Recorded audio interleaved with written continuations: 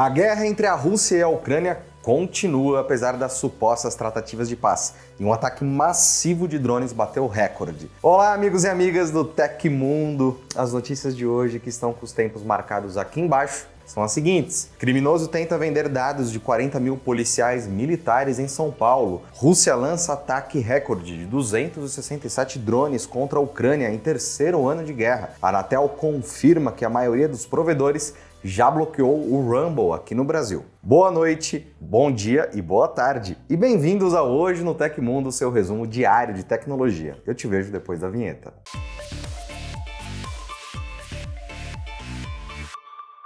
Supostos dados pessoais de 40 mil funcionários da Polícia Militar do Estado de São Paulo foram colocados à venda em um fórum cybercriminoso na sexta-feira.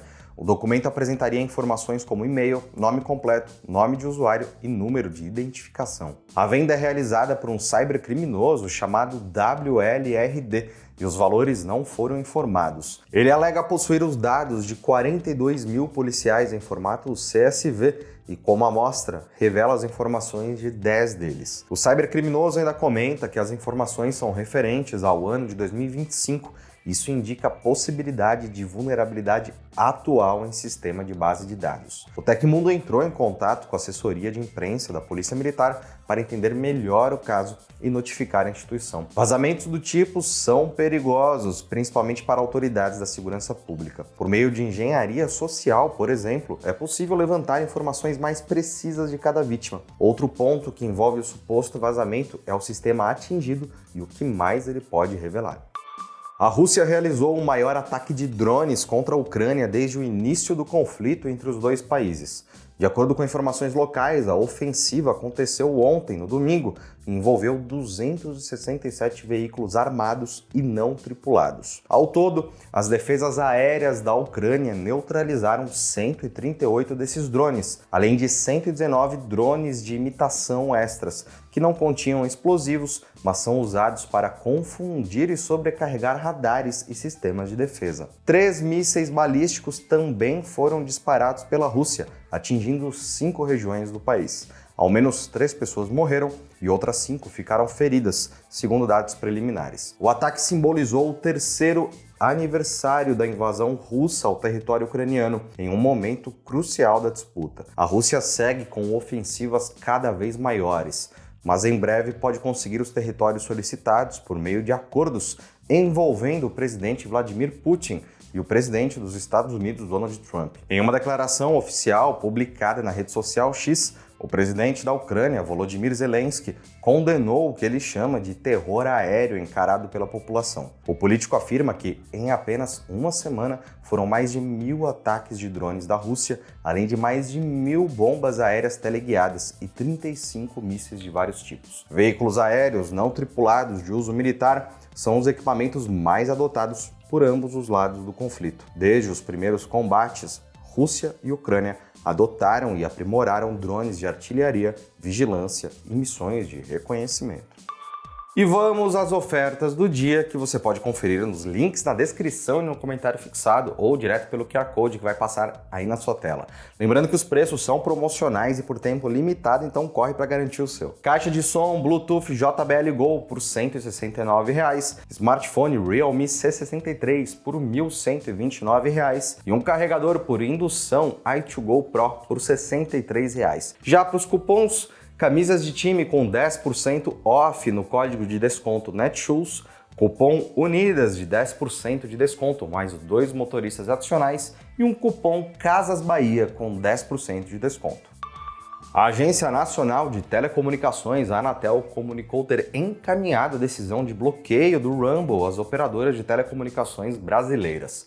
Segundo a agência, o bloqueio já estava ativo em grande parte dos acessos verificados no sábado, dia 22. Na última sexta, 21, o ministro Alexandre de Moraes, do STF, ordenou o bloqueio da Rumble aqui no Brasil. A suspensão deve ser mantida até que a plataforma quite todas as multas pendentes e nomeie uma representante legal aqui no país. Diante da decisão, o serviço agora busca alternativas para retomar suas operações. A medida foi tomada um dia após o STF determinar a nomeação de uma representante legal no Brasil, concedendo um prazo de 48 horas para o cumprimento da ordem. Além da Rumble, a decisão do STF também impacta a plataforma Truth Social, que depende da infraestrutura do serviço de vídeos para funcionar. O caso guarda semelhanças com o bloqueio do X em agosto de 24.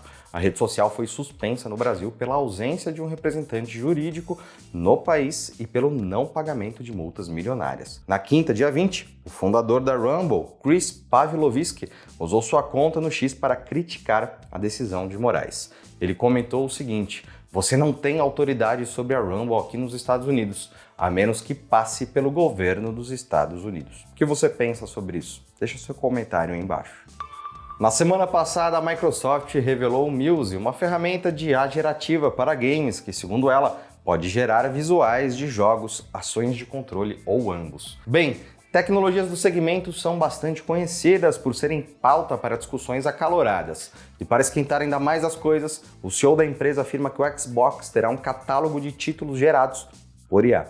Comentando sobre o Muse em entrevista ao Dewarcast Podcast, Satya Nadella, CEO da Microsoft, comparou o recurso ao momento uau, que ele disse ter sentido quando viu outros modelos de IA gerativa pela primeira vez, como o ChatGPT, por exemplo. De acordo com o executivo, a empresa já planeja utilizar a IA gerativa em diversos jogos do catálogo do Xbox. Revelado na última quarta, o Muse é uma ferramenta de IA que pode gerar inúmeros comandos dentro de um jogo. A tecnologia foi desenvolvida pela equipe de inteligência de jogos da Microsoft em colaboração com a Ninja Theory, estúdio responsável por Bleeding Edge, título que inclusive foi usado nos testes para mostrar na prática como o recurso deve funcionar.